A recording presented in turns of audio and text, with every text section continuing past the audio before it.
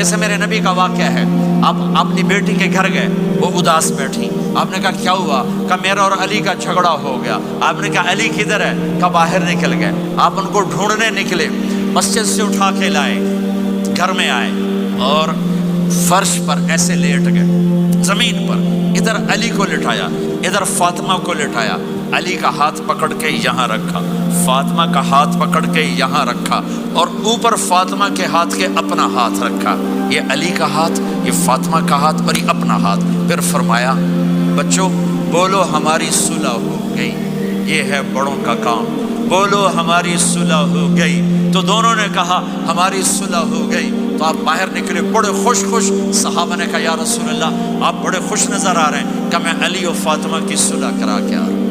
میرے بھائیو مال ہی سب کچھ نہیں ہوتا، دولت ہی سب کچھ نہیں ہوتی ہے۔ اپنی زندگیوں میں نبی والی پاکیزہ ماں باپ یہاں موجود ہیں، ان کی دعائیں لے لو۔ اور ماں باپ سے کہتا ہوں اولاد کو محبت دو، ماں باپ سے کہتا ہوں اپنے بہو اور بیٹے کی زندگی میں دخل مت دو، ماں باپ سے کہتا ہوں بیٹے اور بہو کی زندگی میں داخل مت ہو، ایسا دخل کہ ان کی زندگی خراب ہو جائے، ایسا دخل کہ ان کی زندگی تلخ ہو جائے، ایسا مت کرو، ان کو پروان چڑھنے دو۔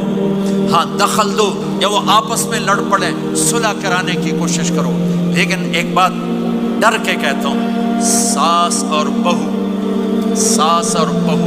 یہ ایک کھٹا رشتہ ہو گیا، یہ بہت خوبصورت رشتہ ہے۔ اگر جانے والی بہو اسے اپنی ماں بنا لے اور بیٹے کی ماں اسے اپنی بیٹی بنا لے، لیکن میرا معاشرہ الٹ ہے، کمیاں دیکھتے ہیں، پھر کمیاں پکڑتے ہیں، پھر کمیاں اچھالتے ہیں، پھر گھروں میں آگ لگ جاتی ہے۔ میرے بھائی بہنوں، اگر آپ والدین ہو تو اپنی اولاد کو پروان چڑھنے دو، ان میں دخل مت دو، اللہ کے واسطے ان کی زندگی کو تلخ نہ کرو، اپنی مرضی پہ نہ چلاؤ، انہیں چلنے دو، انہیں پروان چڑھنے دو۔ بڑے درخت کی چھاؤں کے نیچے درخت اگتا نہیں، نیا درخت، ذرا پیچھے ہٹ جاؤ، ہاں ان میں کھٹ پٹو، داخل ہو کر صلح کراؤ، یہ کام ہے بڑوں کا۔ پھر ایک بات اور والدین سے کہتا ہوں، بچوں سے کہتا ہوں، ماں باپ کی پسند کو سامنے رکھ کے شادی کرو۔ لو میرج چند دن کا خواب ہوتا ہے، پھر لڑائی کے سوا کچھ نہیں ہوتا ہے۔ اپنے ماں باپ کی مشورے سے، ان کی رائے سے شادی کرو، برکت ہوگی، ان کی دعائیں ملیں گی۔ ماں باپ سے کہتا ہوں اولاد کی رعایت کرو، ان پر زبردستی مسلط اتھے ہی کرنی ہے اور نہیں کرنی، اتھے ہی کرنی، یہ ظلم نہ کرو، یہ ظلم نہ کرو۔ شادی بچے کا حق ہے، شادی بیٹی کا حق ہے، شریعت نے بچی کو حق دیا ہے کہ وہ کہے میں نہیں کرنا چاہتی، وہ کہے میں نہیں کرنا چاہتا، یہ نافرمانی نہیں ہے، مسلط مت کرو۔ میرے نبی نے کہا میں نے جہاں بیٹی دی پہلے آسمان سے فرشتہ آیا، میں نے جہاں شادی کی پہلے آسمان سے فرشتہ آیا، ٹھیک ہے۔ حضرت فاطمہ کے لیے ابو بکر پیغام لائے، انکار کر دیا، عمر پیغام لائے، انکار کر دیا، علی پیغام لائے، جبریل آ گئے کہ اللہ فرما رہے ہیں فاطمہ علی کی ہے۔ کہ یا رسول اللہ آ کے بولے نہیں، چپ۔ آپ نے کہا علی کیسے آئے؟ چپ۔ پھر آپ نے خود کہا فاطمہ کے رشتے کے لیے آئے ہو؟ کہا جی ہاں۔ تو آپ نے کہا انشاءاللہ۔ جبریل کے آنے کے بعد بھی کہا انشاءاللہ، یہ نہیں کہا بس ٹھیک ہے ہو گیا ڈن، وہی آ گئی ہے ڈن، نہیں نہیں نہیں نہیں۔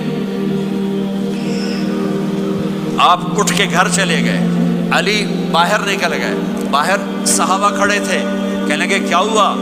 علی کہنے لگے انکار ہو گیا۔ وہ کہنے لگے کیسے؟ کہ کچھ کہا ہی نہیں۔ عبد الرحمن بن عوف کہنے لگے کچھ کہا تھا؟ کہ انشاءاللہ کہا تھا۔ کہ بس پھر ہو گیا، ہو گیا۔ یہ انشاءاللہ کیوں کہا؟ ہاں کیوں نہیں کی؟ آپ گھر گئے، کس کو بلا رہے ہیں؟ فاطمہ۔ کون؟ جنت کی عورتوں کی سردار، حسن حسین کی ماں۔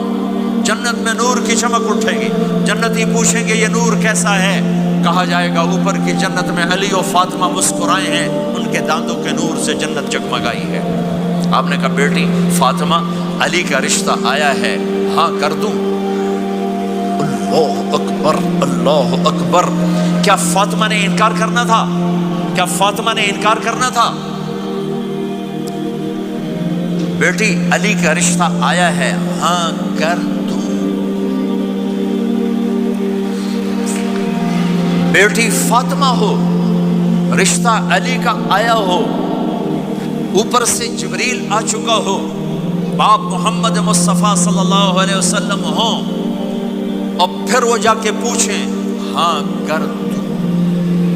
میرے بھائیو، مجھے نہیں پتا یہاں معاشرت کتنی کو بدلی ہے، لیکن ہمارے ہاں بیٹیوں سے نہیں پوچھا جاتا، اور دیہاتوں میں بچوں سے بھی نہیں پوچھا جاتا، بات تیرا کر دیتا ہے ہن بھاویں تو من یا نہ من۔ تمہاری بیٹی کا حق ہے کہ وہ کہے میں کروں گی، میں نہیں کروں گی۔ تمہارے بیٹے کا حق ہے وہ کہے میں کرتا ہوں، میں نہیں کرتا۔ اللہ کے واسطے ماں باپ سے کہتا ہوں جبر مت کرو، جبر مت کرو۔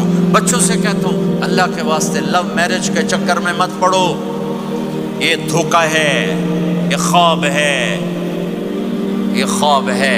زندگی اخلاق سے گزرتی ہے، شکلوں سے نہیں گزرتی، شکل و صورت سے نہیں زندگی گزرتی، اخلاق سے گزرتی ہے۔